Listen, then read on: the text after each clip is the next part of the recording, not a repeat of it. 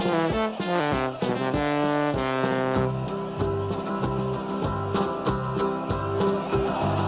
we come, blue and white, and we're looking good. You'll be in for a fight, and we fight pretty good. Getting goals is our job, and we get goals good. Looking good, we are Carlisle United.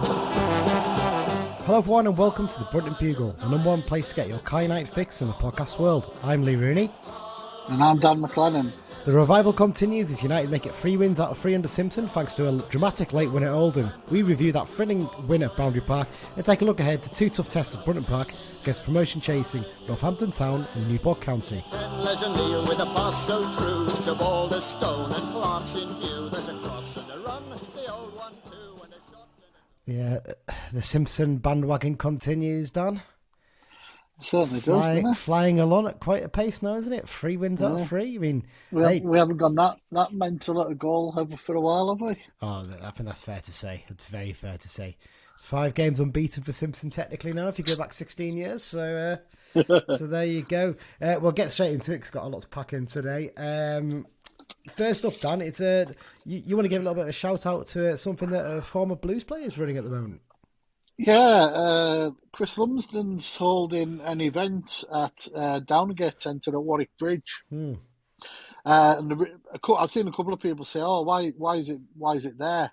And the reason is obviously Lummy does a bit of coaching now, and he uses the facilities at Downgate, and I think they've sort of struggled in the last couple of years, as many places have because of COVID. So he's just doing a bit of a fundraiser for them. And I think was it Peter Murphy and Steve Hayward? Yep, former Blues players, for Blues captain, captains. Yeah. Blues, yeah. Both have picked up the trophy as well, haven't they? Indeed, if I think about it. Yeah. Yeah. But yeah, that's on Saturday the 26th of March at Downgate at Warwick Bridge. It's 15 quid. There's a pea and pie supper, and I think it'll be quite similar to like the sort of the Under the Cosh podcasts in the tales and that, they'll be a bit more livelier than if we were on the radio, if you know what I mean. Apparently some footage from games in the 70s as well is going to be shown. Yeah, I would imagine that's from BBC, I would have thought, yeah. Well, I think we're both going to try and see if we can get down to it, aren't we? I think. Yeah, definitely. Depending on shifts for you and stuff like that, so yeah, we'll see how it goes. But yeah, fantastic. Everyone get along and support that if you can. Next up into the news section, Dan. Bit of a sort of sad but good news when you flip it around this bit, isn't it? Yeah. Some Blues fans, you might have seen actually that disappointing news earlier this week that the club had been suffering a number of break-ins over the last week or so, haven't they, Dan? Yeah. Last couple of weeks it appears thieves have been striking at Brunton, and they obviously know what they're going for because the family's on that a lot of young kids use with parents got robbed of all its consoles, etc. Yeah. And I think there was a TV from the main sort of East Stand concourse. Yeah. Dan, I've got 2 words to describe them. Scum. Subhuman scum. There you go. That's the best way to describe them. Yeah. Disgraceful. But as people know, we're part of Unit of 40 here, and straight away we just thought, nah, that's not on, and we've had 3 Xbox Ones donated, and we've covered the cost of 3 copies of FIFA 22. Yeah. All this will be getting dropped off to the club on Saturday morning, ready for the family zone, hopefully being open on Saturday. So, yeah, and Kiosk have also donated a telly from their funds. So. I think that's to go for the concourse one, isn't it? Possibly, I'm not sure. Yeah. I don't think the tellies were taken from the No, they zone, just. I think, from what I understand, they just actually grabbed the Xboxes, and I think there was possibly a Switch as well. But, yeah, they also took they managed to put the groundsman's golf buggy into the River Petrol. Unbelievable, isn't it? Yeah. Well, there you go. So, hopefully they get caught and dealt with. Yeah, indeed. Okay, before we go into the match review section, talk about the Oldham game, which I'll have plenty to talk about for them. Let's do a load update, Dan. We'll talk about Josh Dixon in a minute because there's a bit of a bigger update on that one.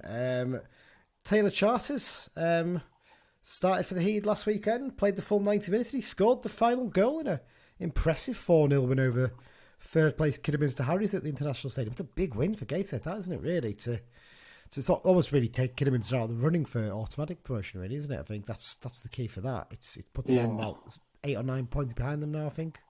And I think 8 of them might even have games in hand on them, possibly. So, yeah, fantastic result there.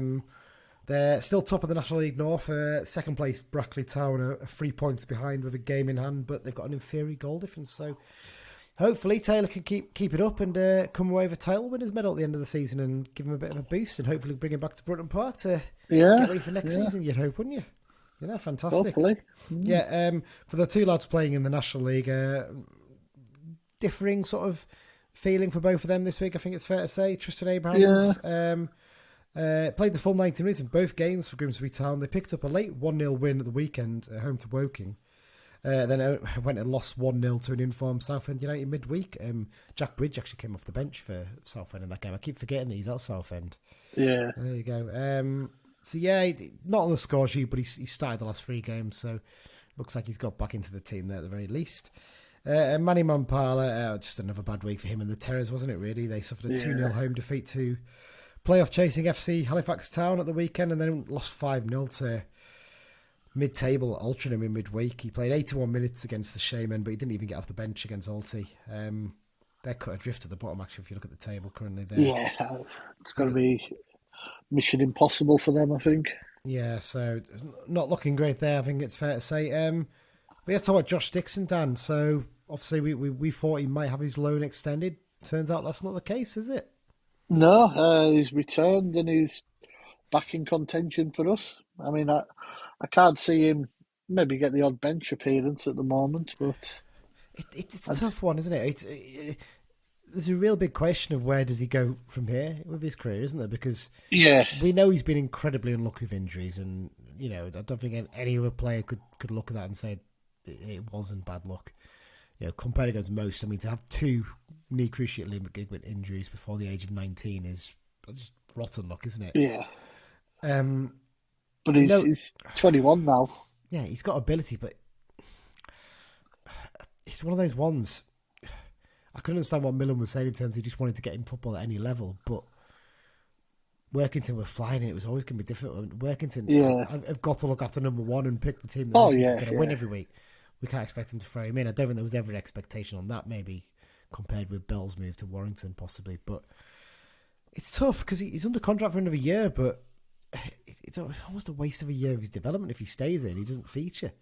So it's one of them where you maybe think would he maybe start of next season go on a half-season loan to Annan with the proviso that he plays, if you know what I mean? Yeah, it might not be the worst idea in the world, that, you know, something like that. I mean, the problem obviously with that one is you can't recall them until January. There's no proviso for doing that. Because class is an international if we go to Annan, isn't it? Yeah. So it's different in that sense. But I think you're right. That might be a smart move for him. He needs to get a full half season of playing football at the very least, because like you said, he's 21. You can't carry on the, you know. Well, by the start of next season, he's 21 and a half, you know. On this talk of him having ability, but not actually having been able to show it. That's the problem. And like you said, unless we get secure safety with, 5 or 6 games to go, is he going to get any game time with us this season? Probably not, realistically. Yeah. If you were stuck in a situation, you'd probably rather recall Charters and play him because he's actually playing football and his fitness levels are going to be a lot better. So it's a real tough one for Josh. I do really feel for him, but it's a weird kind of situation. This sounds a horrible thing to say, but you almost wish, contract-wise, him and Charters were the other way around almost, because Charters you want tied down for another year because he's shown he's developing. Dixon isn't kicking on. But hopefully he can prove us wrong and get himself fit and play games. But at the moment, it's looking tough. Looking tough for him, isn't it? I think it's fair to say. Northampton game this weekend, Dan, before we move on to the match review. So far, was it 5,500 tickets sold? I think it was 5,500 before they went on sale today. I would assume that includes season tickets. It usually does when they do a figure like that. Probably not. Probably doesn't include Northampton's own sales of tickets, though. Possibly, no, and I would also imagine that there'll be quite a few pick up on Friday. Yeah. And of course, you'll have the usual 2:45 crew. Yeah. Always is. Yeah, but no, it's looking good for the big one. Yeah, I reckon at least 8. At least 8, pushing up towards 9, maybe 10 if you get a good. It'd be great to get 10, but I certainly think 8's definitely heading that way. Yeah, really hope so, because it'd be great to have a good atmosphere down there. And I just hope they actually turn up for once for a big crowd. That's the big thing, because they never bloody do, do they? But there you go. Okay, well, let's get on to the match review, Dan. Then let's talk about this one for a bit, because this is going to be enjoyable, isn't it? Oldham Athletic 1, Carl United 2. I mean, if Carlsberg did away days, eh? Yeah, just under 1,300 United fans made the journey to Boundary Park last weekend, and they were rewarded with a 94th minute winner as Paul Simpson's extraordinary revival of the Blues continues. Up against a valiant but quite toothless Oldham side. You know, the Blues toiled a bit for the first half, but stepped up to find their rhythm after the break, and I think we were by far the better side in the second half, to be honest. Yeah, definitely. I'd say the first half was fairly even. You know, they sneaked a goal at the end, but second half we were the better team by a long chalk for me. Yeah, got the reward for their efforts, didn't they? I think that's fair to say. And fantastic result all around, really, in terms of not just taking 3 points, but stopping one of our rivals down at the bottom taking 3 points as a result. So yeah, brilliant stuff. Let's talk about the goals then, Dan. Hallam Hope. There's always a slight feeling of inevitability, isn't there, when you look at an opposition lineup and you see a former Carl play, you think, yeah, they're probably going to score, aren't they? It was either going to be Hope or Adams, wasn't it? Yeah, and they were both involved in the goal. It's fair to say. I mean, Adams' ball in initially was superb, wasn't it? It's one of those ones for Mellish. He just has to do something with it, because otherwise it potentially is just going to sneak into the far post without touching anyone. It's that good a ball. And he sent his header crashing off the post. Could have gone anywhere off the post. Lands to Clark, who hit the ball back across goal, and Hope was just there to slide in and put it into the... Just right place at the right time, wasn't it? You know? Yeah, and he obviously certainly milked it with the celebration in front of us afterwards. I think we probably need to talk about this a little bit, don't we? Because we've posted about this on the message board. There's a few people saying, "Oh, why is he doing that?" I don't know why he's acting such a thing like that. He didn't get any stick or anything. There was pathetic songs about him. I mean, I'm not being funny, but he got a lot of stick. And for a player who he never really particularly badmouthed the club, never did anything bad. I mean, I know there was talk that he asked for a transfer at the start of, I think it was Sheridan's season in charge, wasn't it? But he didn't get it, and he knuckled down, and he actually scored one of his best seasons was at that point, wasn't he? I think he was playing really well. Got his move eventually, and got his promotion with Swindon. I'm sure he was happy with that. But yeah, I mean, we're not going to repeat the chants here. It's a childish chant. It's a well-known chant that seems to be doing the rounds, because there was a case with Akinfenwa at Wickham and the Milton Keynes fans, and it's not big, it's not clever, and it's got the childishness rating of +10. It's just... It's stupid, isn't it? I mean, it's just stupid. There's plenty of chants you can sing about former players that don't reference things like that. Yeah. There's no need for it. There's plenty of worse former players to aim abuse at than Exactly. I mean, Harry McCurdy got the same chant the other week, and I'm even as much as I dislike McCurdy, I'm a bit like, come on, we can do better than that. Really can do. And yeah, it was disappointing to hear. Like you said, people complain when players do that in front of us. Well, don't give them abuse like that. They've got every right to give it back to you. So we got the last laugh in the end by getting the results. So that's the best way for it to go, isn't it? So there you go. I mean, Lord only knows what Simmo said to them at half time. Well, we actually do know, because he basically told them to start visualising scoring in front of those away fans, didn't he? Basically, get a picture in your head of scoring that goal and what you're going to do. And Amari Patrick clearly is a very talented artist, isn't he, Dan? Yeah. Because he got us back level just 3 minutes into the second half, and it all came for really good pressure from Jordan Gibson, I have to say. He's quite good at that, actually, Gibson, isn't he? He's got this habit of just nipping in and nicking the ball off a player and getting an attack going. Yeah. And he did that on this occasion. Laid it to Christian Dennis, who... I thought this assist was superb. It was so perfectly weighted. It was like a slide rule pass, wasn't it? Yeah. It was just perfect weight and pass and timing, and perfect to put it into the stride of Patrick, but also basically take the defender out of play, so he just couldn't. He knew if he brings down Patrick, he's going to give away a free kick or a penalty, get a red card probably. So Patrick takes the touch, and I've got to say, actually, the finish is superb, because what he does, he doesn't sort of side foot it or anything like that. He doesn't try and drill it. He just pokes it almost, doesn't he? Yeah, he just guides it, doesn't it? It's like guiding it. I think you describe it as a slot, wouldn't you? That's the way that kind of finisher was, a slot. slotted finish, and the keeper didn't have any chance. The keeper had committed himself because he took it so quickly and nestled in the back of the net, and the Blues fans went mad, didn't they? Fantastic. Not as mad as this bit though. Oh well, this was.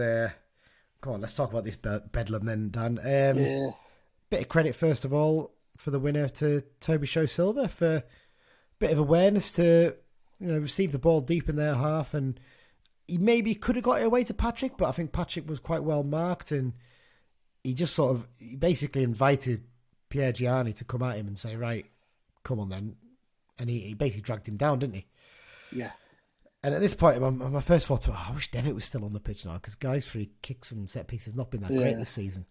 But tell you what, he certainly improved since Devitt's arrival in terms of doing this, and absolutely perfect clip ball to the far post. And I mean, Feeney came steaming onto it, didn't he? Oh, absolutely nowhere. And there was no way anyone else was getting to that ball, basically. Yeah. As soon as it came in, like we were I started to rise out of my seat. I was like, oh. It sort of went in slow motion because it hit the underside of the bar onto the inside of the post and then nestled in the net, and then cue pandemonium. It's a terrific header, like genuinely really, really good header, and like you said, at that point, anyone who wasn't there who's not been to Oldham, the stand behind the goal is like a 2-tier one, isn't it? So it's got it's got. Well, it's not exactly. It's 2 tiers, but it's sort of basically split. It's got a into walkway two. in the middle, isn't it? Yeah, basically. And there's only one small section right behind the goal that's open up to fans. The rest of it's covered up in case, unless there was like a big following, like 3,000 odd. That's the only time they would open up. So most of us were in the top tier, but there was a section obviously in the bottom tier. But the big sort of there was like a walkway sort of bit at the bottom as well, isn't there? Quite a wide one. And as soon as that goal went in, that was full. Basically, people were just down there, and the stewards were all like trying to stop people getting to front. It's like, why are you bothering? Why are you bothering? You're not stopping anyone getting to the front there. Absolutely crazy. Feeney got booked for his celebrations for this, which I thought was farcical. We'll talk about the referee in a minute, but farcical because he didn't exactly jump into the crowd or anything. He was near the front, but the fans were going to come rushing forward, whatever, weren't they? So mad it was, and yeah, basically last kick of the game, more or less, wasn't it? They took the kick off and the ref blew up straight away, and yeah, gutting for Oldham, but brilliant for us, and. It was just that feeling of relief at the end. You're thinking, because you get those first 2 results and you think, okay, you've got the new manager bounce. You're just riding on a bit of the crest of that. But this was the first of these 3 games, I think. Well, I wasn't at Orient. I watched it on TV. The first time I watched and thought, second half, all right, we actually aren't a bad side, We're not world beaters. We're not promotion winning challenging side, but we're not a bad team, actually, when it's put together properly. And we looked coherent, I think it was fair to say, second half. Yeah. No, it was probably the first time this season where we've went a goal down and you've not thought, oh, we'll beat you. Yeah. There's been many games this season where we went 1-0 down and like, we might get a draw if we're lucky. And there was never that feeling with this one. It was like, and especially equalising so quickly into the second half, it was like, yeah, we can win this. I might be wrong, but I think in league games, I think that's only the second time in about 3 years we've gone behind in a game and won. Yeah. Last season against Leyton Orient was the first time Beach had managed it when he was manager. Yeah. So that's astonishing, that, isn't it, really? It's only taken Simpson 3 games to get a grip on something like that. But yeah, that feeling leaving the ground, and we'll talk about the atmosphere in a minute, was it just felt so positive, didn't it? Yeah. There was a bit of belief there. Let's talk about the referee then. We try and avoid talking about the referee on the show, don't we? We don't. I don't see the point a lot of the time. A lot of the time, actually, when you look at it with a bit of hindsight, they probably weren't that bad, and the decisions they made were generally right. I just thought he was so fussy. He was given so many really. He did not let the game flow. He was giving out bookings, like it was the classic one that stands out is they got a penalty off handball. We should have had one on that basis up at the other end before that. Jamie Devitt had tried to flick it up and he hit the player's hand. Yeah. His hand was stuck out, so it wasn't like he was like down by his side. He was stuck out, so he should have been given. With Simeo's one, his arm was up. It probably the right decision, but he's not gone out to try and palm the ball. The ball's just been headed against it from a few yards away, so not much he could have done. Probably the right decision. I think a booking's probably a bit harsh, but I guess that's the letter of the law. yeah, he just didn't. It didn't feel like he was ever in control of the game. The only thing that surprised me is there was that little period where he booked about 4 players in 2 or 3 minutes, and you thought there's a red card coming in this game. The way he's going. We said that, but I think in the end, second half, I think the only booking was given to Feeney for his goal celebration. Yeah. I don't recall anyone else getting booked, so it goes to show sometimes. You know, I wondered if his linos maybe had a word with him and went, calm down.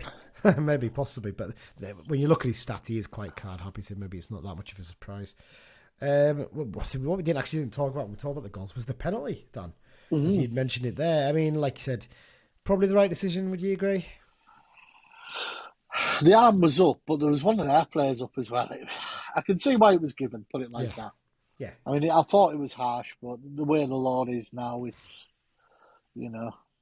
I think one thing I'd like to point from this penalty is from it being given to being taken must have been about 2 minutes, mustn't it? Yeah. Because of there was an incident essentially, so they were all lined up ready to take it, and then a bit of pushing and shoving started sort of to the right of the penalty taker on the edge of the box, and it ended up a little bit of a. I mean, I wouldn't even call it a fracas, would you? Really, it was just a little bit of pushing and shoving and stuff. It was handbags, basically. Yeah. But it was quite smart, I think, from our players. There seems to be a bit more of a fight about them, a bit more of a, you know, we're not going to take other teams doing the old dark arts and doing things like this. We're going to actually start getting involved. We're going to play our bit. I think some of that will probably come from having likes of Dennis and Devitt on the pitch. Yeah. They're experienced pros that know the game, you know. Yeah. I mean, who's got booked? Was it... I've got the stats here. I should know this, actually. It's Mellish was one of the players who got booked, wasn't it? In the whole thing. It was actually 2 of their players. I was surprised it wasn't more of our players booked. But John was certainly one getting involved in. I did panic a bit there. I thought, oh, God, he's going to have to play the rest of the game with a booking now. But actually, never ever looked like he was going to get another booking. He was excellent once again, John Mellish. It was Brunton Bugle and Missalou that got the bookings. And obviously for them, Adams and Hope were also booked. But yeah, it just felt like it just put a bit of the nerves into Kelia Dunn. And obviously then Howard saves the penalty and Bahambula messes up the rebound. And at that point, the roar when that happened was loud enough, wasn't it? Never mind for the goal as well later on. But fantastic, really. Let's talk about a few of the players and bits like that then, Dan. I've only picked one out here, but you can pick a few if you want to. I mean, Morgan Feeney, we've got to mark him. Or should we say, Feeney? Because literally every time he headed the ball, he got that, and that happened a lot. I want to see what the stats are. I didn't get a chance to dig them out before the game, before the recording, sorry. But I'd love to see what his stats were in terms of headers won for this game, because he must have won about 95% of them. I don't recall him missing a single header in the game. I mean, they're not the biggest team, Oldham, but, you know, Bahambula's got a bit of height about him, but Feeney won pretty much everything defensively. He was outstanding, wasn't he? And one thing to note of his headers is that they're not just headers away. The number of times it goes to a teammate or the right area is very impressive, you know. It's one thing Simmo needs to work on a little bit as well, doesn't he? I think some of his go a little bit astray sometimes, but he's getting better. I think it's fair to say. Yeah. I mean, picking out other players, I mean, I said it before, but like Mellish, again, outstanding at centre-back. He just seems to have slotted back in there with no problem, and it really does play to his strengths because he can bomb up and down a little bit, and there was a few times, I mean, there was a point, I think, on about 85, 87 minutes where he won the ball in our half and just went on a charge and run. And he didn't have to worry because he knew that Guy would drop in and slot into that position, wouldn't he? And fantastic, really. Really great to see. I want to give a word to Christian Dennis. I thought you might. I didn't put it in, but I thought you might want to. Yeah, because I think he's played excellently in these 3 games. And if anyone is deserving of a goal in the next couple of games, it's this lad, because it's just his all-round play, his knowledge, his touch, his awareness it's a level above anything else we've had up front this season for me. Yeah. You know, you can tell he's been round the blocks, he's experienced. I think I said it, was it last week or the week before? He's what Alessandro was 18 months ago. Yeah. You know, he's like a slightly fresher version of Alessandro. They're probably a bigger goal threat as well. They've got the nous, they've got the know-how, they've got the game management. You know, they're just good, solid players who, you know, they're not going to do much wrong. Yeah, the one thing I would say that we did probably learn on Saturday is he does not have much pace. I think it's fair to say there's a few times when he got very easily done for pace trying to chase the ball, but no, he still worked hard. there's a couple of times as well when shots are going off in the box and he's just there, you know. Yeah. So I mean, yeah, the keeper's saving it, but there's going to be a time where the keeper spills it, Yeah. and he's going to be the old fox in the box and just prod one in, you know, and it'll be good when he gets his goal. Absolutely, and like I completely agree. I think his work rate's been fantastic, and it begs a differ still, doesn't it? I was saying with Devitt again. He's worked really hard in these games. He's not really had many shooting opportunities like you'd expect from a player like him, but he's linked play so well, and he's such a calming influence on the ball. We're getting this hour out of them. You've got to wonder, why didn't Millen just think to just put them in the team and get them up to 65, 70 minutes and bring subs on, you know. It's Devine came on and had a good game as well for Devitt when he came on. He slotted in nicely. And again, Toby did pretty well when he came on for Christian as well. He did a decent job. So, I completely agree with you. I think as well, actually, I'll probably give a little shout out to Callum Guy as well, because I think he's definitely getting better as each game comes along since Simpson took charge. I mean, I think some of that's Devitt being beside him, you know, a bit more reliable, shall we say. Yeah, definitely. But it's interesting because I've listened to another EFL podcast. I think it was the Totally Football League show. I think it is the one that the Athletic do. And the guy there clearly watched quite a bit of the game, and he said like the one thing that stood out for him was how good Callum Guy was, and basically Oldham's players didn't really get near him most of the afternoon. He dictated play, so it's always interesting to hear an outside voice talk about these things. I think Under the Cosh were there as well, weren't they, for this game in the Oldham? Yeah, it's if you go on their YouTube channel, they were up at the home end. You have that delightful moment, don't you, when the winning goal goes in and it's just deathly silence in the Oldham end. And in our end, all you can hear is just them going mental. So it's always lovely to hear that, isn't it, really? I mean, let's talk about the atmosphere, Dan.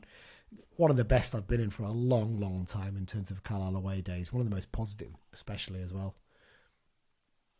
Oh, yeah, it was, the following, I mean, fresh on the heels from 700 to Orient, we had the 1,300 at Oldham. And I'll tell you something, Barra should be glad we can only get 600 tickets, because the way it's going, there'd be 2,500 going there. Yeah. And there maybe still is, unofficially, you know. How many people could come up with Lancashire postcodes within the space of a week? That's the question. But no, ringing their anti-barrel to use a postcode. Exactly. But yeah, I mean, you're right. And then the great thing is, actually, when you look at the remaining away games, they're pretty much all in the north, aren't they? I think, from what I can remember. Yeah. I think I mentioned this a few weeks ago. There was Walsall, the furthest south, I think, left. If I'm right. Possibly, yeah. Yeah, because you've got Harrogate, Tranmere, Bradford City, Rochdale, obviously the midweek one. Barrows, you've already mentioned. I think that's it, actually, isn't it? I don't think there's any beyond that. So there you go. There's a good chance of some really big followings for those remaining games, isn't there? And I think, as much as anything, it would be good to get big followings in there and show Simmo that there's potential here, and if he can keep us up, that he should stay with us. Because I know some fans are a little bit worried that he's just going to come in and do his job and leave, and we're stuck and we're back to square one. Well, if you really want him to stay, let's get behind him. Let's speaking of away following, jumping the gun a little bit here. Yeah. Looking at the teams coming down from League One, Crewe and Doncaster are almost down already. Crewe are already for me. Yeah. Doncaster. Then you've got Morecambe and Fleetwood in the mix with Gillingham and Wimbledon. You know, so you've got a potential of four teams there who are all northern based. And then you look at the teams flying high in the National League. Stockport look as though they're going to pull away and win it. And you've got like Chesterfield, Wrexham, Halifax, even Solihull and Notts County. Yeah. You know, it's quite northern biased, so we could actually end up League Two next season having quite a few northern games. And you know what Carlisle's like, if we do get on a run, the fans will travel, and there'll maybe be a bit of excitement looking forward to going places. Yeah, exactly. So, I mean, hopefully we can get some good followings for the rest of the season, get ourselves secured as an EFL club for another season. And like I said, try and convince him to stay, whatever happens, because I genuinely think he could build something big here again if he's given the opportunity, possibly. Yeah. He seems to want control of the club. He seems to get on fairly well with Clibbins so far. They seem to be working really well together, so you never know. There could be something there to happen, so... Yep. Right, Dan, I think that's enough for the first half, isn't it? I think we've done the match review section to death. Another good result. Hopefully follow that up with two more results in two big games at Brunton Park in the space of a few days. So we'll be back shortly to preview the Northampton and Newport games. This is John Mellish. You listen to the Brunton Bugle. And we're back for part 2 of the Brunton Bugle this week, previewing the Northampton and Newport games, 2 big games at Brunton Park in the space of a few days. Obviously, remember, you can subscribe to the podcast through all the usual places, Acast, Google, Apple Podcasts, Spotify, anywhere like that. Just click subscribe, and every time a new episode comes out, it'll go straight into your little inbox on your app. You can also follow us on social media, at Brunton Bugle on Twitter, find the Brunton Bugle on Facebook and just click like, and we're obviously on the message board, the Cumbrians.net, and the Be Just and Fear Not Facebook group, and you can email us, bruntonbugle@gmail.com. We get places that others don't. We do, we get everywhere indeed. Before I do a little sponsor bit as usual, Dan, we've got a question as usual from Mike this week, so this is what Mike's question is, and we'll answer this later in the show, just before the X-File section. So here's Mike's question. The last time that we faced the Cobblers under Paul Simpson was in 2006, where an emphatic 3-0 win saw us go 3 points clear at the top of the league. Who were our goal scorers in this game? And also, which future Premier League manager was playing for Northampton that day? I think I know the answers to these. I think I know the answer to this, yeah, but we'll leave it to the end. Let's leave a little bit of suspense for everyone, but I think both of us know. Was this the midweek game? It the was, Friday night? It was pretty much 16 years this week. 16 years today it was. It was a Friday night, wasn't Thursday. it? Yeah, it was a Friday night. We were recording on Thursday, the 10th of March. It was basically 16 years ago today. That's how long ago it was. Incredible. And there you go. I'm fairly sure I know who the manager is. Yeah, I think, yes, we both know who the manager is. Well, there you go. I think we're giving it away. Should we just answer that bit now and do the scores later? Fairly Sean certain Dyche. Sean Dyche. Yeah, but there you go. His son actually plays for Northampton now. He's on loan at Brackley Town, funny enough, in the National League North. Yeah. Right, well, as usual, this season, the second half of the show has been sponsored by the Carl United Sports Club London branch. London branch is open to all Carl United fans. They've got members from Cornwall to Dundee and Houston to Singapore, and of course, every part of London and the South East. They regularly meet up on away trips, as well as arranging many social events, sports games, and fundraising for the club. They'll be providing us with information for the away games as part of their preview section this season too. You can find out more about the London branch at their website, carlislelondonbranch.org. Now, before we get onto the previewing the 2 games, Dan, we've got the Behind Enemy Lines section, and this week I spoke to Danny from the Northampton Town It's All Cobblers To Me podcast. Absolutely flying this season, Northampton. Really doing a lot better thing than probably a few people expected. More than we expected, I think, when we did the season preview. I did say this to him. I said, I think when we did the preview, I think we were quite hit and miss. I think we thought if you could hit the ground running, they might do okay, but if they didn't, they're probably going to struggle a bit. So basically, they've hit the ground running, haven't they? There you go. Yeah. We discussed Northampton's season so far and how their success has been built on a strong defence, how Jack Sowerby's getting on down in Northamptonshire, and a few of the off-the-field issues in terms of building their East Stand that's sort of bogged the club down a little bit over the last few years, I think it's fair to say, that look like they're getting resolved now. So here's the chat I had with Danny earlier this week. So I'm here with Danny from the It's All Cobblers To Me pod to talk about all things Northampton Town ahead of this weekend's game. Danny, I mean, Cobblers currently second in division. I think you've lost, 2 of your last 12 games of the joint best defence in the division, and haven't lost in your last 6 games against Carlisle, funny enough. Surely you've just got to turn up at the weekend. There we go. Is that the reverse psychology? Yes. Yeah. No, seriously. I mean, you're absolutely flying at the moment. I mean, back at the start of the season, we were quite divided on our pod as to how you guys would do. We thought, obviously, with the fact that you'd had a bit of an overhaul of your squad and your manager didn't have much first-team experience, there was a feeling it could be either sink or swim.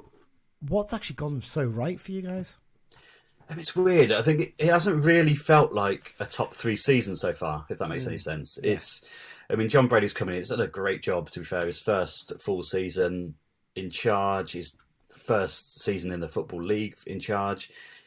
Looking at it on paper, he's done a great job. It's all been built on that defence. It's been built on set pieces. It's been we've been comfortably beating the lower teams quite easily by set pieces. By that I mean the teams that are earlier in the season we've been beaten quite comfortably. Yeah. It's getting a little bit tricky now with you mentioned the loss of. We had a game at home against Barrow where we just didn't turn up at all. Yeah, thanks a lot. And so that's we're kind of in a place now where we're up there. We're not completely sure how we got there, but we're going to enjoy it and we're going to go for it the last 10 or 11 games or so. I think now it's got to the point where I'm getting really nervous now, which is probably a good thing, I think. Yeah, so you mentioned the manager there, John Brady's first season as a Football League manager, his first full season at least. I mean, how good a job has he done? Obviously, he took over last season from Mr. Curl. We might discuss him in a minute. Someone we both know well for managing our clubs. But how's Brady done? He was briefly a former player with you guys, wasn't he? I think back in the day. I think mostly remember for his time at Rushden and Diamonds and Lincoln. I think it was, wasn't it? Yeah, it was mainly with Rushden, I think, locally here. He come through, and obviously the Brackley as well, managed near here as well, come up there. He was part of the youth setup here, so one of those natural progressions when Keith left that he stepped up. Immediately, like in League One, just showed a lot of passion, a lot of just turned things around from Keith Curl's way of playing, as you all know. Just completely refreshed everything, and we'd suddenly just become more attacking. We just went for games more. It didn't work out. We were still relegated. But there was a sense that he just had the energy and the design, the passion to go for it, and we thought, let's give him a chance in League Two. He's done so well. He's done great. He's a really good guy. He's a good local guy, and he's just really put a sense of pride into the performances. Obviously, it's not going to work well every week. He's, as I say, built on set pieces, built on delivering balls into the box and getting his headers in a goal. But I think there's a lot more to it than that. There's hard work. There's grafts. There's a little bit of quality in there, he's just doing great, and he's feisty as well. So I think with Paul Simpson in the technical area at the weekend, it could get a bit flary, but because he gets really into games, which is great to see, especially after certain other characters at the club that just didn't give you a lot in that sense. So yeah, it's been good fun. And I'm sure he'll get plenty of stick off the paddock at Brunton Park this weekend. I'm sure we'll get back to talking about your squad in a minute, but let's talk a little bit about off the pitch issues at Northampton, because there's one. I think you know exactly what I'm going to ask you about here. Oh yeah, we're going to talk about it's the redevelopment of your east stand at Sixfields. Now, obviously, this happened about, I can't remember now, 7 or 8 years ago. I think this all started, wasn't it? And the stand's still not been fully finished, has it? It hasn't been fitted out. Is this the stand that brought down your local council effectively as well, I think? Yeah, essentially, yeah. Yeah, there's issues obviously recently that they're looking at finishing it off, aren't they? And I think there's been some council meetings and planning and stuff like that, something to do with the adjoining athletics pitch. Can you explain as briefly as possible? I know that's going to be difficult for you. Just give us an overview of what this is all about, basically, what actually happened. Yeah, it's such a long saga. There's no way you can sort of pack it all into a few minutes. But basically, the previous owner had the stand, or was about to build the new stand, got a loan of 10.25 million, I think it was, from the council, and then the workers basically shut up shop, refused to keep building because they weren't being paid. Owner then goes off with the money. Just it disappears. It's completely gone missing. There's still a massive ongoing investigation behind it. Yeah. Chris Wilder then gave an impassioned speech on the pitch at Notts County to say that things need to change, and there was an offer on for the club at that point. Chris Wilder gave one of the most passionate speeches I've ever seen after a football match. He was saying the other day that he didn't plan it until after the game. He doesn't even remember what the score was in that game, and he just came out and just gave it the selling. And he said there's an offer on the table from Kelvin Thomas, who's our current chairman, to get it done. That took it, I think, over the line. That one speech just changed everything. Kelvin Thomas came in. There's been heaps of problems around it, around the legal stuff about the stand as well. He's built it to a standard where we've got seats in it again now. We've got it back to a bit of a shell, and we've got seats in there at least, so we've been able to put people in there for match days. Still only half built. There's been plans that Kelvin Thomas has had for a long time to build that, and there's been issues now around the bit of land behind it and building on that, because he wants to build stuff on there, build stuff that's going to go back into the community there. And there's issues around which half of the former athletics track is owned by the club and which isn't, which is going to be part of the deal. There's loads of issues around that legal stuff. So that's what all the council meetings have been recently. I don't want to bore you too much with that detail, but essentially now we're at a point where the land we think is going to go to the club, which is great news. And then we can hopefully start building the stand, building whatever it is we're going to build behind it to get an income for the club, sort of week round, which has just not been happening before. It's one of the issues we have at Brunton Park. It doesn't make money during the week. It's just the way it is, isn't it, sometimes? I mean, it's interesting on Sixfields because it's only, about 20, 25 years old, I think, as a ground. I think maybe 30 nearly. And it's obviously fairly new and modern, so to knock a stand down and build a new one seemed a bit of an odd thing at the time, really. But it's obviously, as you said, maybe the way it was designed back then wasn't really designed to make money in the way that football clubs need to these days. I guess that's the way it was looked at, so... Yeah, I think that's what it was. I think he just wanted to knock it down and build a bigger stand that would then incorporate a lot of boxes and things like that. Yeah. Well, let's talk about the squad then. We'll talk about the danger men in a minute, but first I want to pick one player, obviously, that the one connection, I think. In fact, no, what are two connections between the two clubs? Rod McDonald, obviously being on the Carlisle side, but he's not going to play this weekend probably.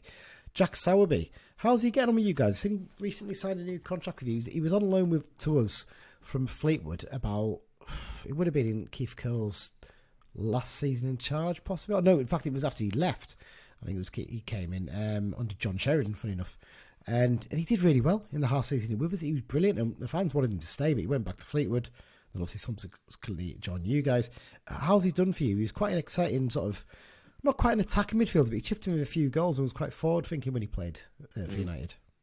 Yeah, I think the biggest compliment you can pay him is that as soon as he's out the team for injury, you notice it. He's someone, he came back for the first time for a couple of weeks on Saturday against Tranmere, completely bossed the midfield. I mean, he's not like in stature, he doesn't boss it in stature, but he bosses it in terms of his reading of the game and his passing and his control of a certain area. As soon as he went off, we conceded 2 goals. Whether that's coincidence or not, I'm not sure, but he was superb again on Saturday, and we didn't really notice it a lot in League One. In League Two, he can take games and just really give us that sense of control, I think. So I'm so happy that he's back, and I'm really hoping that he's going to be fit enough again to play on Saturday. Well, I hope not. Because I'd imagine he's the kind of player who probably will score against us now in our look. He hasn't scored a lot of goals, though, I don't think. No. I think he maybe chipped maybe 4 or 5 in for us, but they were big goals. I mean, he scored a brilliant goal at Oldham, where he sort of came into the box on the ball and did almost like a little pirouette on it to beat the defender, then fired it in the bottom corner. And he scored one from about 25 yards into the top corner against Morecambe, I think, once as well. I'm going to go back on your reverse psychology thing now and say he scored 1 goal in 50 for us. There's no chance that he's going to score on Saturday. So. Thanks for that. Thanks very much. Anyway, I mean, other than Jack, who's the danger man? I think your 2 centre-backs seem to score a few goals, don't they? Obviously, you mentioned set pieces being a strong point and defence being obviously a key part of that. I mean, is that the area we need to sort of look at this weekend? I mean, in comparison, I'm looking at the table. Forest Green have got, 62 goals, something like that this season. They've scored. You've only scored 42. You're 20 behind. But your defences are exactly the same, so I'm guessing defence is the strong area for your team. Yeah, for sure. 2 centre-backs, John Guthrie, Fraser Horsfall, both chipping in with goals, but both solid as well at the other end. If you are going to stop us, just stop our set plays. That takes away a lot of our danger. We do have Mitch Pinnock as well, who can create something. We've switched our formation a little bit at the weekend so that we got a little bit more out of him. He scored the 3rd goal. He's one of those players who's got something in his locker. He'll pin out a cross or a shot from distance that'll just go in. He's got that extra little bit of quality that you can have in League Two. So it's either set piece or Pinnock, I think, at the moment, or maybe sometimes Sam Hoskins will come up with something. But yeah, Hoskins is always a player that I've been really impressed with, to be fair. I mean, looking at the running for you guys, I mean, when you look at the top of the table, obviously we haven't done much looking at the top of the table this season, sadly. But I mean, I'm looking at it, it's getting awfully tight up there, isn't it? I mean, Forest Green have even with their poor form as it is, have run away with the top of the table, haven't they? It looks like they're going to be in the top 3, whatever happens. But it seems the rest, other than you guys and Exeter and maybe Mansfield, no one else seems to want to actually go for those places in the top, do they? I mean, Sutton have obviously got the distraction of Wembley now potentially for the Peter Trophy, the one we don't talk about on our podcast. Newport, they're right up there, I suppose. Mansfield have got those games in hand. Tranmere have dropped off a cliff. I mean, are you hopeful that you can keep yourselves up there for the rest of the campaign? I'm hopeful. It's you get it with all football fans, don't you? If there's any kind of sense of jeopardy, you think it's not going to happen, don't you? but the games in hand are the big thing. Mansfield have got 3 games in hand on us. They're 4 points behind us. Exeter are 3 behind us. They're now 3rd. They've got 2 games in hand. But I think some of the games will be against each other, which will help. I think we've just got to keep on doing our thing and hope for the best, really. It's going to be tight. It's going to be so tight. And I think even getting into the playoffs is the first thing. I think just making sure we've got enough points to get in the top 7 and go from there, because it can just change so quickly, can't it?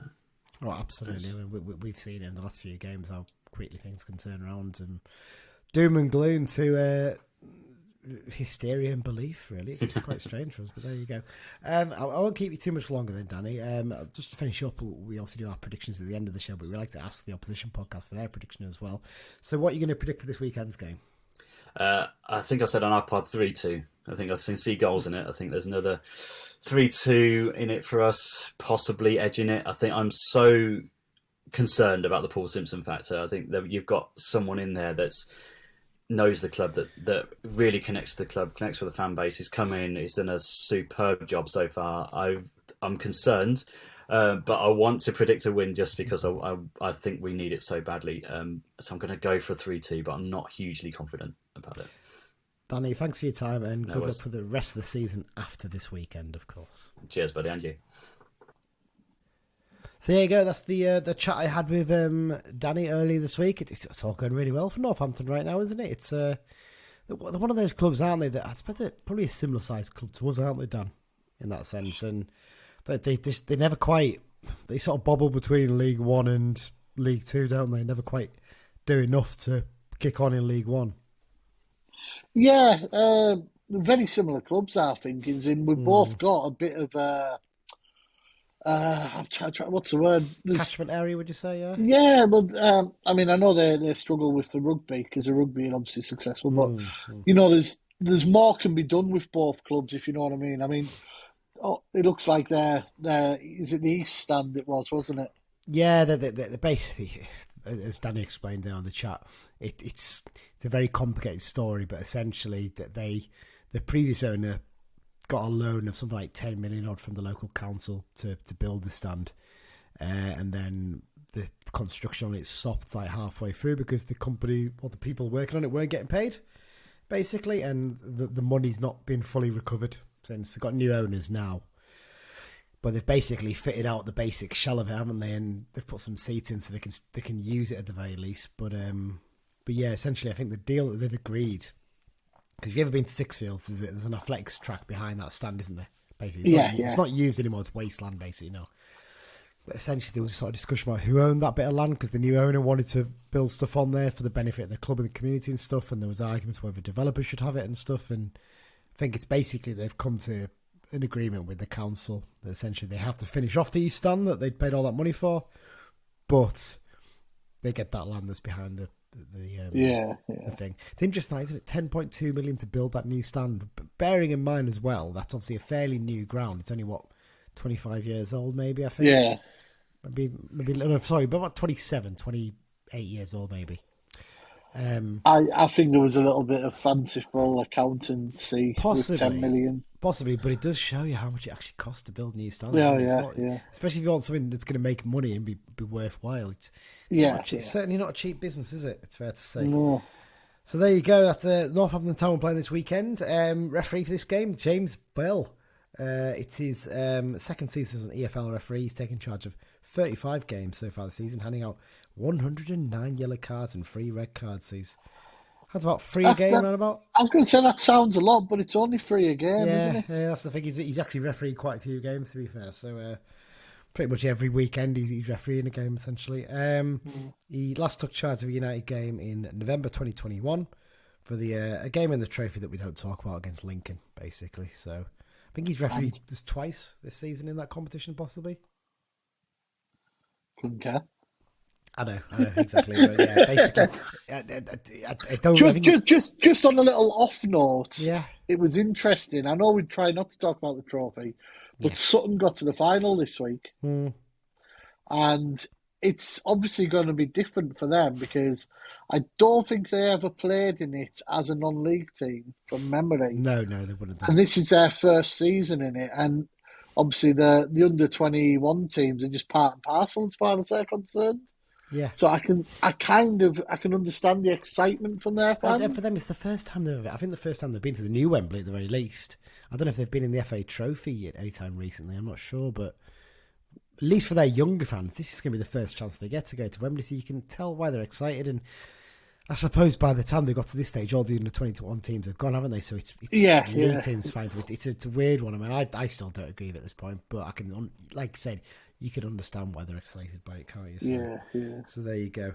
That's enough about that nonsense. Yes, indeed. Head-to-head record, 45th meeting between the two sides. Not got a great record. We've won 12, drawn 14, and the Cobblers have won 18.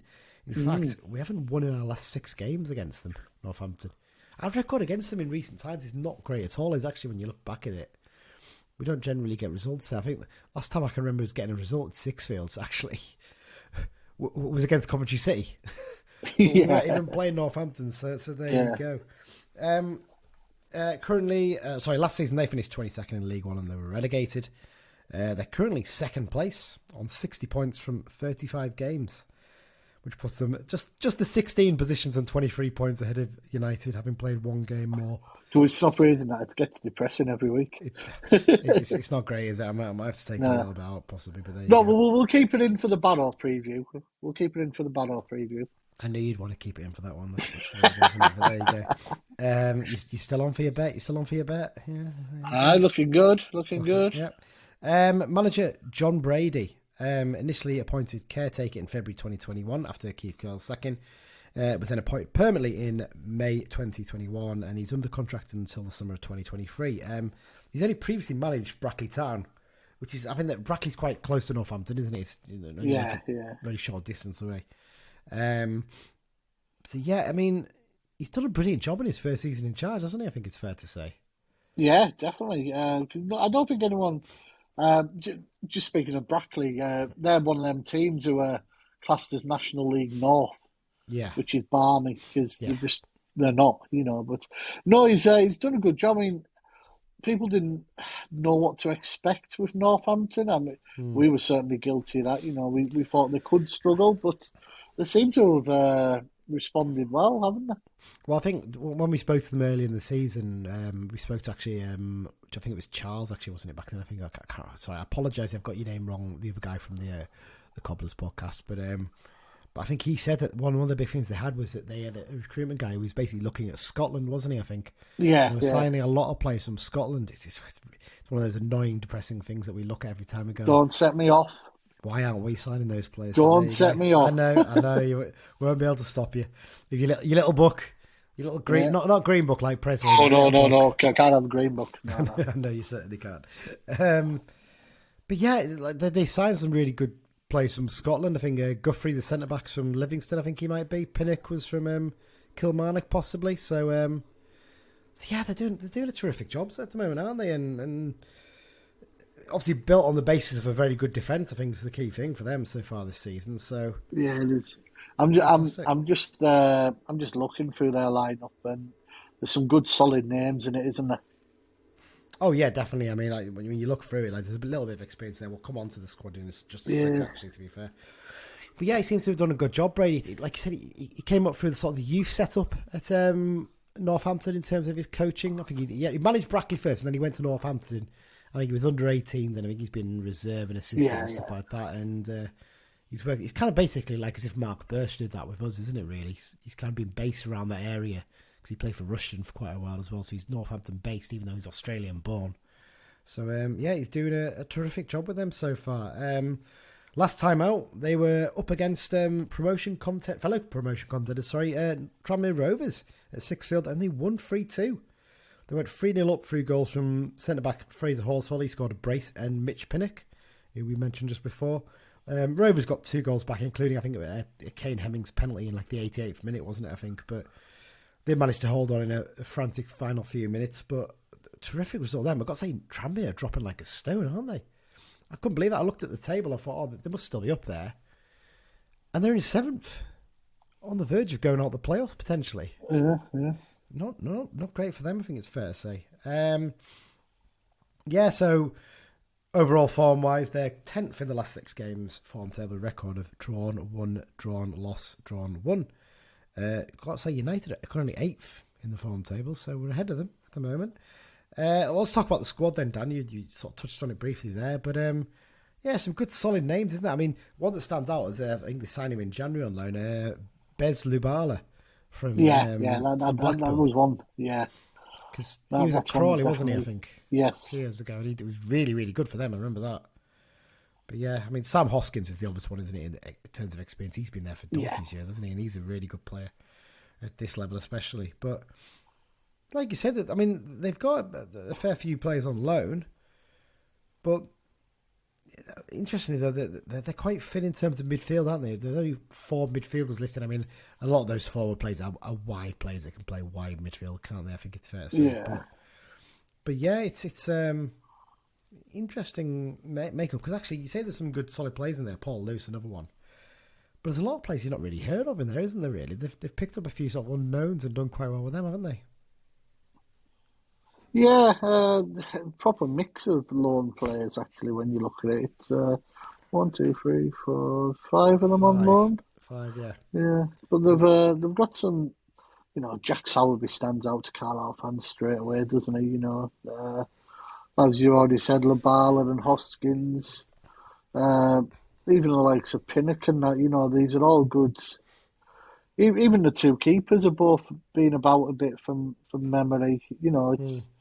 It's the right mix, if you know what I mean. Very interesting player there, Ryan Nolan as well, isn't there? He's a young lad, Irish lad. He's only 23. I think he's had a few bad injuries in his career, but basically he's essentially he started out with Inter Milan in Italy. Spent 3 years playing for their under-17s, under-19s, but 82 appearances for their youth teams. Yeah. Never quite made as a pro there. I think he went to Arezzo, I think, sort of a lower-level team in Italy. Yeah. Then he spent some time with Getafe in Spain. But like I said, he basically tore his cruciate ligament in training when he was at Getafe, which basically ruined his time there with them. He's now turned up Northampton, basically trying to rebuild his career. I think they might have actually sent him out on loan to Kidderminster already. So yeah, no, he's done pretty well, to be fair, to get someone like him in, and potentially, if they can get him back to the level of a player that was training with Inter Milan, you could get a really good player there. Couldn't he be one of those weird sort of finds, I suppose? Yeah, so I think as we mentioned there previously, a bit of news about them. We mentioned about the fact that their off-the-field issues look like they're getting resolved. They've currently got the joint best defence in the division. 29 goals conceded, which is exactly the same as Forest Green Rovers, who are just ahead of them in the league. The big difference is in terms of the number of goals they've scored. So while Northampton have scored 42, Forest Green Rovers have scored 64. 22 more. That's where the big difference is. Forest Green Rovers have got loads of goals in the team. Northampton, not quite so much, really. That's the one area. More a grinding team, aren't they? Well, Danny said in the chat as well that when I went on their podcast as well, that basically they rely heavily on set pieces. Basically, I'm looking at their top scorers here. Sam Hoskins is top on 8, but also on 8 is Fraser Horsfall. He's centre back. Yeah, Mitch Pinnock's a bit more of a wide forward. I mean, Paul Lewis is on 6, but 3 of those came against us. So yeah, that tells you a bit. And John Guthrie, one of the other centre backs, is on 6. So basically, they've got between them, you've got five players. Sorry, I'm trying to count this out on top of my head here. 6 players who got either 6 or 8 goals essentially. So I'm trying to work that out on top of my head. So essentially, 40 goals spread between 6 players for them by the looks of things. Yeah, my very quick maths. I might have that wrong there actually, but there you go. It shows you the way that they work, basically, doesn't it? Essentially, they rely heavily on those set piece goals, and it's making a difference for them this season. Also, just a quick note out: they celebrated their 125th birthday last weekend. They've brought a cracking kit out for it. They have, haven't they? Yeah. I've got quite a few mates in Northampton, and I saw a couple of them on Facebook wearing them, and they're really cool. Do they have their kits made by Aria as well? I imagine that, or are they another supplier instead? I will double check that just now, actually. No, they're Hummel. Of course, Hummel, Hummel do some nice kits. Well, our kit deal's up at the end of the season, so I'm really hoping that he who shall not be named I've not put the clown noise onto the soundboard, unfortunately. I can't use it to cover it up. But he who shall not be named, hopefully, didn't have his grubby fingers on that before he left, because with any luck, we'll have changed kit supply because we really need to. A rare, appalling kit maker, in my opinion, but there you go. Okay, well, let's get on to United then, Dan. Well, yeah, in terms of injuries, Brennan Dickinson, Rob McDonnell were both on the pitch training with the team, weren't they, before the Oldham game last weekend? Yeah, so that suggests that they could possibly make the bench, possibly, for I like Saturday that. or Tuesday. I do like that, though, because that's something I remember Simpson did last time round, didn't he? When players were coming back from injury, it wasn't just a case of, they're not involved on a match day until they're in the squad. He basically, It just gives a bit of togetherness, doesn't it? Yeah, he had them out there doing stuff before a game and stuff and warming up with them, so they feel like they're part of the team, basically. So yeah, really nice little touch that. And like I said, hopefully, possibly on the bench this weekend, maybe a little bit too soon. We're not sure yet, but we'll have to wait and see with that. Gimme Touré's closing in on a return, we're told as well, and long-term injuries, Kelvin Miller and Joel Senior. Joel will probably not see till sometime next season, I think it's fair to say. Yeah. And also Yalonis, Abrahams, Charters and Mampala. I think both Bell and Dixon will be available now, won't they? Because their month loans will be up, effectively, from the initial deals, I think. So if we wanted to involve either of them, we could. Highly unlikely, I think, in the current situation. But there you go. In terms of the game, Northampton game, what do you do with the lineup, Dan? Because I know Simmo did say, didn't he? He had a thought at some point of possibly changing things up, even possibly against Rochdale. And he said he gave himself a slap and said, "Stop being an idiot. Just pick the best team." Yeah. So, do you continue with that, or do you get to the point soon where you maybe have to tweak it a little bit just to keep it fresh? Who would you drop on Saturday? It's a tough one. Yeah, I mean, I wouldn't drop Dennis, because I know Dennis looked tired, but again, like you said, he's such a useful player early on. Yeah. It'd be difficult, wouldn't it? Yeah. I don't know. I mean, I wouldn't drop Devitt either, really. No, I don't think there's a case for many to be dropped, No, it's maybe one of those ones. Obviously, we've got a midweek game coming straight after this. You might have to consider after this game a little bit of a tweak and a change, possibly, but we'll have to see how it goes, right? Yeah. So essentially, what we're saying is we would stick with the same lineup, basically. Neither of us. But you need to be clever with the use of subs for certain players, possibly. Yeah, I mean, it's obvious that the first two that are likely to come off in most of the games is going to be Devitt and Dennis, isn't it? Really, just as much because their fitness levels won't be quite up yet. So yeah, that's the Northampton game. Let's do a quick bit on the Newport game as well, then, Dan, before we do our predictions and whatnot. This game, referee Martin Coy, who's I think we've mentioned this before. One of our listeners went to uni with him, Mr. McGee. He'll let's leave it at that, shall we? Coy's fifth season as an AFL referee, taking charge of 23 games so far this season, handing out 51 bookings and 3 red cards.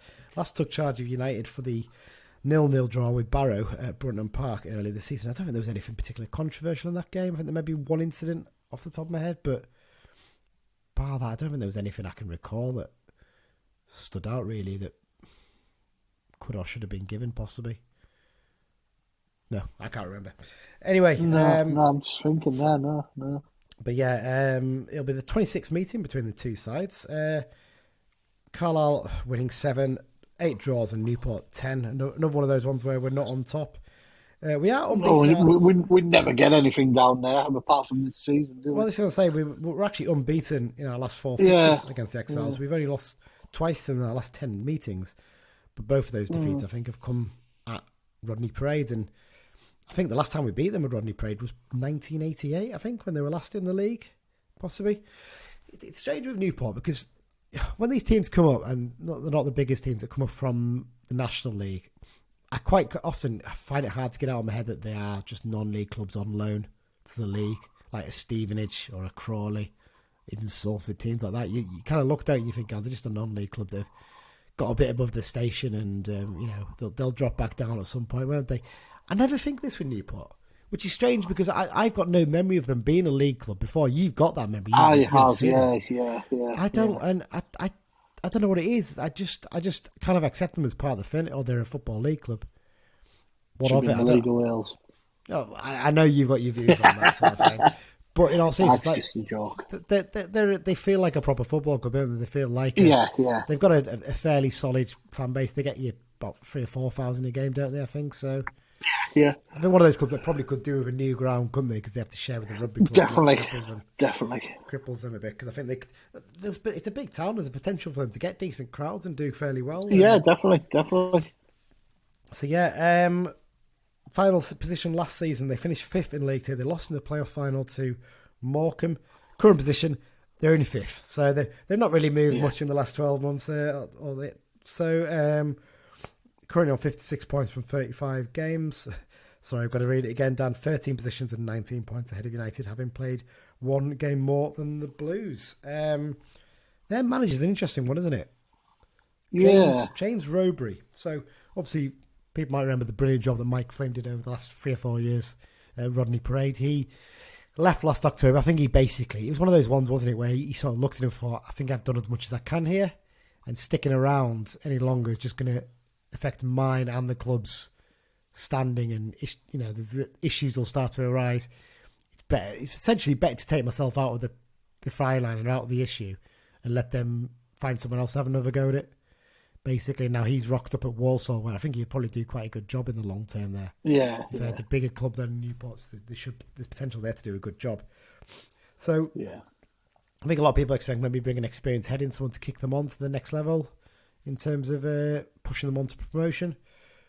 But they went for someone in Rowberry who's relatively unknown to the wider sort of football world, isn't he? But he had been quite well known in the locality. In South Wales, he's very well known and built up a really good reputation, isn't he? So he's from Newport originally. He actually began his playing career in the youth setup at Newport, and he also had a spell at Bristol City, but he basically never made it to professional, did he? And I think at the age of 21, rather than plodding along in like the non-league circuit or the lower Welsh leagues, I think he just decided, I want to get into coaching.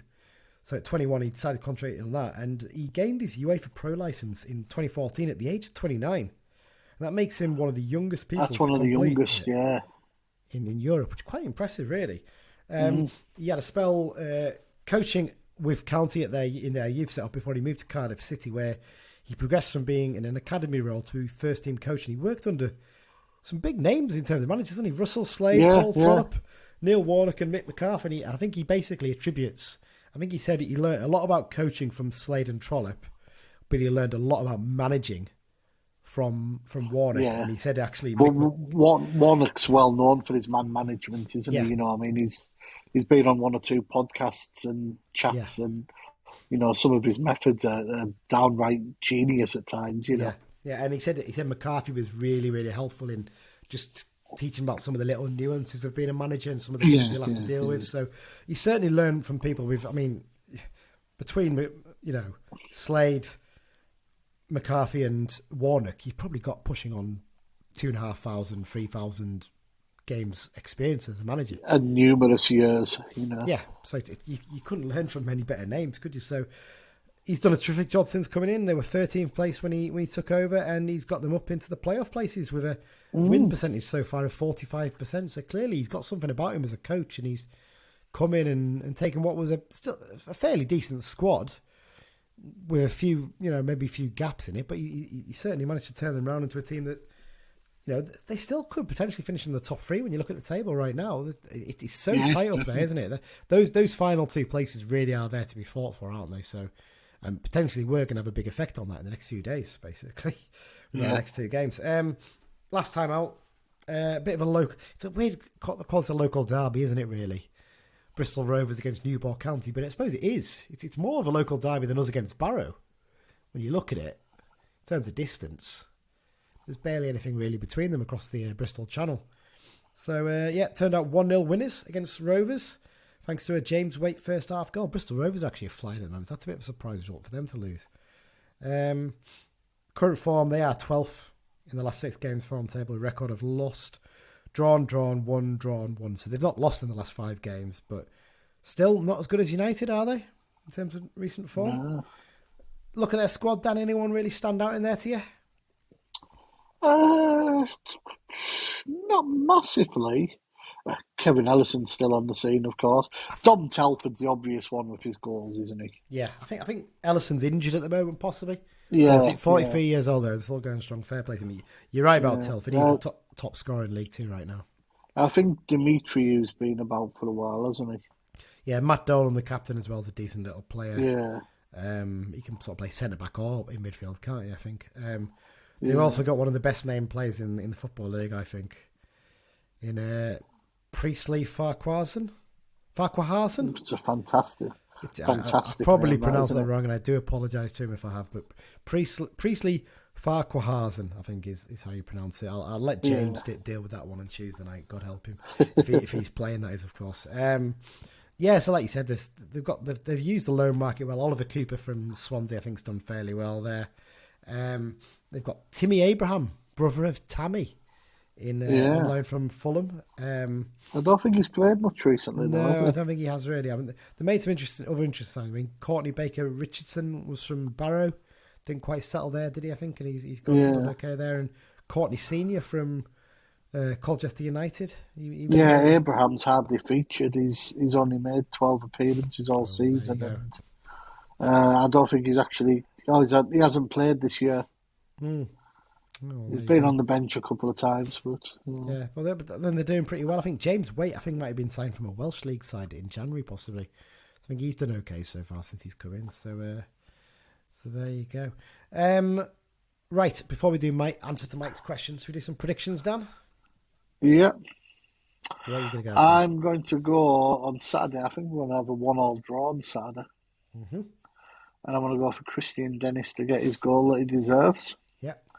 And I think on Tuesday, we're going to have a 2-0 win. I fancy us for a win, because if we get a decent result Saturday, there'll still be a decent crowd Tuesday. Mm-hmm. It's a long way to come on a Tuesday night. 2-0, and I'll go for Amari Patrick and we'll go for Simu to get a header off a corner. Oh, there you go. That's what you're going for. I'm going to go for it. When I did it with the It's All Cobblers To Me podcast the other day, I did say 2-2 draw, so I'll stick with that. Goal scorers wise, I think I'm going to go for Dennis to score his first goal for us and Jamie Devitt to get one. And Jack Sowerby will score one of the Northampton goals inevitably. Yeah. Midweek, I'm going to go for a 1-0 win, and I think Dennis will get the winner in that game as well. So I'm going to go for a tight one. So here's what Mike sent us in this week in terms of his predictions. So I'm going to go for a 1-1 draw against Northampton with Patrick getting our goal. And I'm going to go for a 1-0 win against Newport with Patrick again. Well, he thinks Patrick's going to make it 5-5. There you go. Just keep scoring under Paul Simpson. Interesting one there. Right. So Mike's question was a quick reminder of that, Dan. It was who were the 3 goal scorers the last time we beat Northampton at Sixfields back in March 2006, and who was the future Premier League manager that lined up for Northampton that day? We know the manager. It's Sean Dyche, basically. Sean Dyche. With his gravelly goal scorers. I'm sure Hawley and Bridges scored. Yeah, I think Danny Livesey got the other. I was just going to say, I have a feeling it was a defender for the third. So yeah. I think it was like a tap in. I think the ball came low to him and he tapped it in from a few yards out. So, yeah. So we're going to go for that. We'll go with your Danny Livesey. Right, well, here's the answer from Mike. So the goal scorers were Carl Hawley, Michael Bridges and Danny Livesey. Hey. And the opposition player that became a Premier League manager was, of course, Sean Dyche. That's not as good an impression. That's the worst Sean Dyche impersonation ever, Michael. That is terrible. Absolutely terrible. He needs to have a word with him about that, doesn't he? There you go. So we got a full house this week, didn't we? After I disgraced myself last week being convinced that Michael Bridges had played in the Premier League when he hadn't. But there you go. Okay then, so let's get on to the X-File section, Dan. Not as busy in terms of goals and cards, but quite busy in terms of other news this week. Yeah, the news probably overtakes the goals. Saturday, some bloke called Hallam Hope, I'm looking at. Harry McCurdy scored his 15th league goal of the season as Swindon beat Bradford 2-1. I think he actually got carded and misses a couple of games now. I think Speaking of which, I'm sure Callum Guy's approaching booking. We'll have to check that for next episode. I have a feeling the 10 booking cut-off is very soon. Like, very soon, I think. So you might just avoid it, hopefully. Yeah. And Charlie Barnes scored for Annan in the 4-1 win over Stranraer in what Border TV would class as a derby. Yeah, right. Well, to be fair, again, it's probably a closer derby than Ulster Barrow, isn't it, in a weird way? But there you go. I mean, they're flying Annan, aren't they? I mean, Kelty Hearts are running away with the... but Annan are in a good position for the playoffs. Yeah. That was it on Saturday. There wasn't many. Midweek, Jack Marriott scored for Peterborough in a surprise 1-1 draw at Bournemouth. Cole Stockton came back from illness to score in Morecambe's 1-1 draw at Bolton. And Aaron Hayden notched again for Wrexham in a 4-2 win over Boreham Wood in the National League, which leads us on to Aaron Hayden's had a call-up for the England C squad for the game against Wales C. Especially the non-league England team, isn't it? So, didn't Simon Grant and Carl Hawley playing that for us? Maybe Matty Glennon as well, possibly, I seem to remember. Yeah. Back in the day. I remember is that Chris Lumsden turned down a call-up for that, didn't he? Because he didn't want to go and work with Paul Fairclough, who still is the boss of England C, even now, which is mad. There you go. Just nipping back to Harry McCurdy. He was in the League Two Team of the Week again. Former left-back Kevin Wright has signed for another Swedish top-flight side.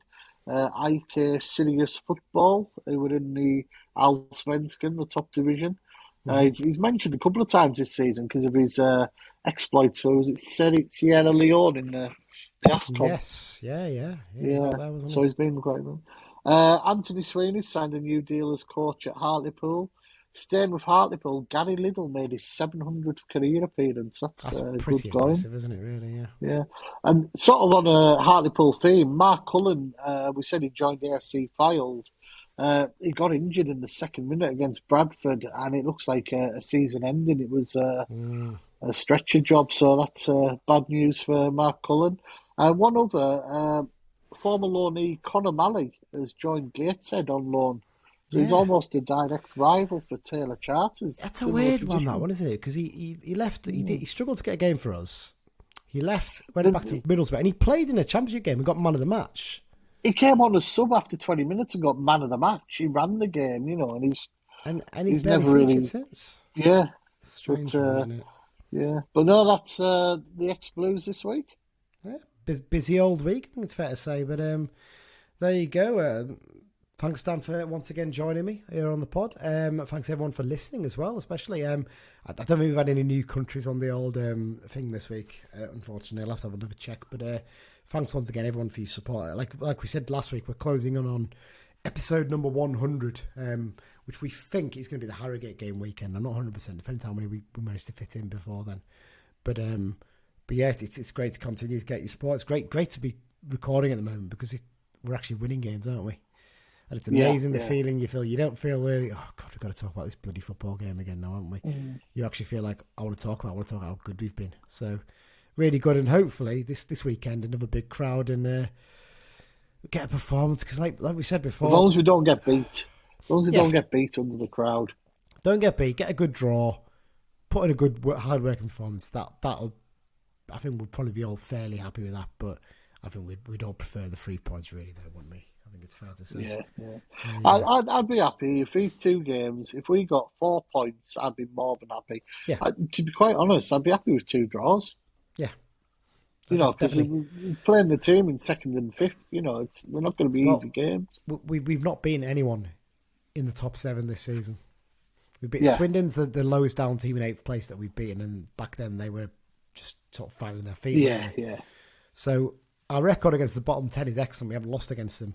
Above that, pretty dreadful, basically. We're just not getting results against teams. So if we can somehow get a win in these 2 games, it would be a hell of a turnaround. So, I think most of us would probably take 4 points. 2 points, I think, would probably be fairly happy. I'd rather we didn't lose either of them, basically. That'd be the ideal situation, I think. But having said that, you say you'd take 2 points. You would take 3 points out of 2 games. Part of me's like, yeah, but then part of me's like, but then you lose a bit of momentum. If you lose a game, you might feel a bit more downhearted. We're not going to win forever, though, are we? No, it's true. That's very true. But there you go. Right, thanks everyone for listening. Thanks for joining me again, Dan, and up the Blues. Up the Blues.